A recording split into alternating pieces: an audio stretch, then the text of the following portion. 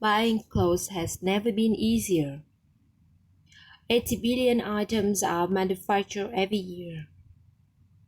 We are putting too much product out there, most of that product ending up in landfill. So-called fast fashion allows consumers to buy more, but they are wearing these garments less often and disposing of them at an unprecedented rate.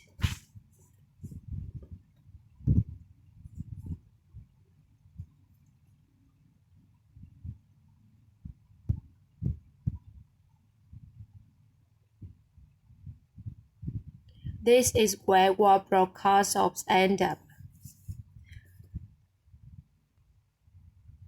Savannah Rugs is a clothes recycling and processing plant in Nottingham, England. They process discarded clothes from recycling bins around the country. Mohammed Pater has been running this plant for 12 years. Majority of it will go to Africa and Dubai.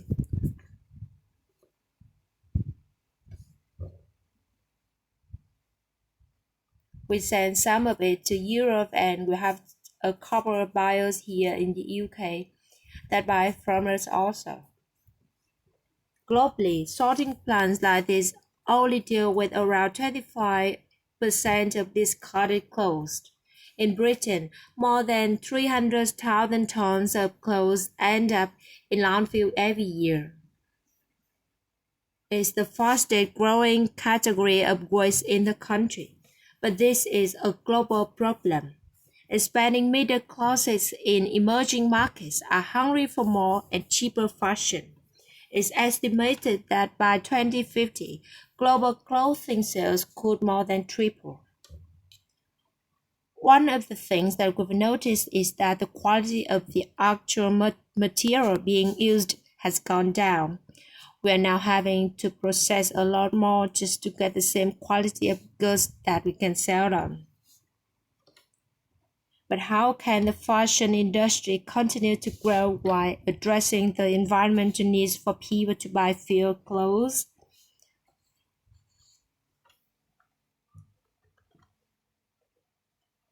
New York fashionista Ioma Kohler is less about rugs and more about the latest runaway fashions.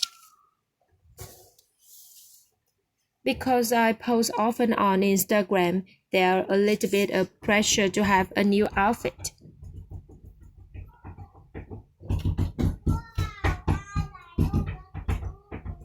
She's a fashion blogger. Her stylish posts and clothing tips are attracting a big online following. I found myself before buying a lot of clothes. I usually bought clothes from H&M and Zara or ASOS. But if you are looking for trendy pieces, they have them. They are pretty affordable. Today she's looking for a new outfit for a swanky industry event. But this store doesn't sell clothes, it rents them. Yoma has been championing Rent the Runway's radical new approach to high-end fashion. Rent the Runway is a clothing borrowing service which allows you to rent clothes for either 4 or 8 days at a time. You are cycling through clothing as fast, but you are borrowing it with other people, so other people get to wear the same thing that you are wearing as well. On average, only 20% of clothes are worn on a regular basis. Rent the Runway's mission is to change consumers' relationship with the clothes they wear. Rather than buying something only getting to wear it maybe 3 or 4 times before you decide to give it away or throw it away, an item is worn a lot more when it is being shared across different people. Rent the Runway only has a couple of flagship stores, but online is a giant and is disrupting the fashion industry. To date, there are 10 million members, so it comes with a hefty laundry bill. The company claims to have the the largest dry cleaning facility in the world. Rent the Runway is getting more mileage out of items of clothing. It's also helping to tackle an increasing throwaway culture. But the last thing clothing brands want is for consumers to buy less. Except perhaps for Patagonia, an outdoor apparel brand which sent shockwaves through the industry with full-page advert in the New York Times on Black Friday 2011. Here in Amsterdam, Ryan Gallist heads up Patagonia's operations in Europe and the Middle East.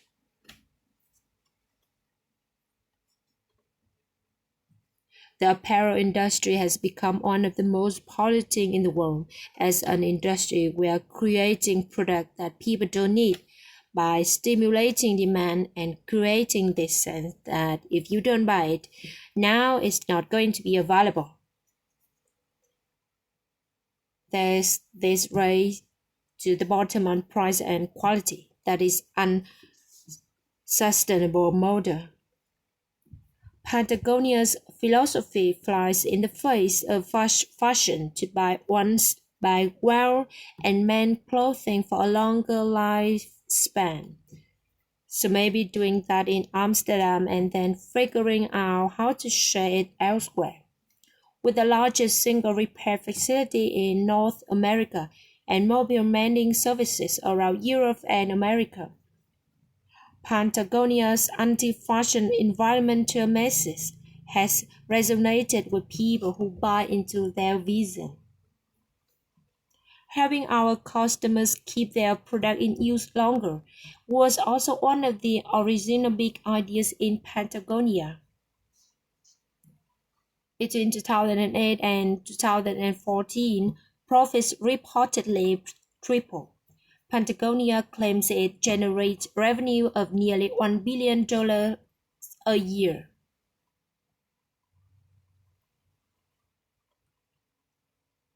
It's hoped to inspire other brands to tackle the environmental impact of fast fashion. If I had the opportunity to sit down with leaders from some of the bigger fast fashion companies in the world, I'd really encourage them to understand the full impact of their supply chains. Patagonia provides a glimpse into a more enlightened approach to fashion, but they are rare examples.